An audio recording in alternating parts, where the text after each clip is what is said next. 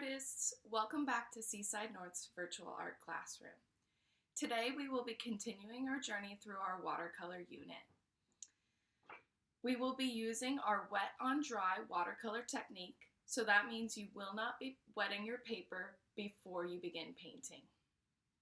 We will be creating a watercolor line masterpiece. Today is all about experimenting with our brush to create different lines.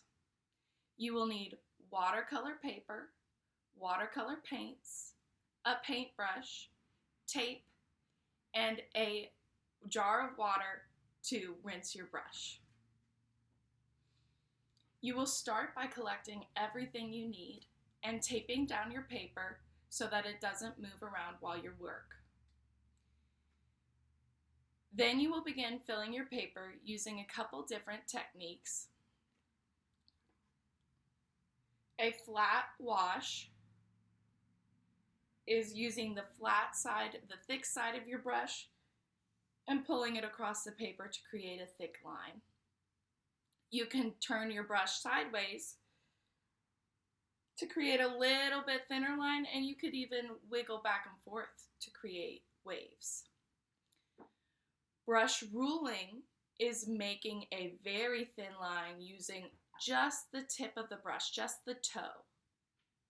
So you'll lightly stamp it down and lightly pull. This one takes a lot of practice because it takes a steady hand. And brush stamping is lightly stamping your brush to create lines. So you can use this here, or you can use this to make zigzags. That one's a really fun one.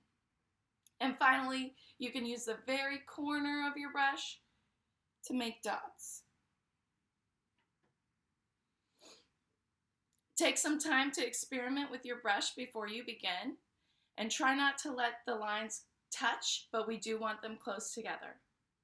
When you have finished, lay it out to dry, snap a pic, and post it to the gallery. I can't wait to see what you create. Bye, artists!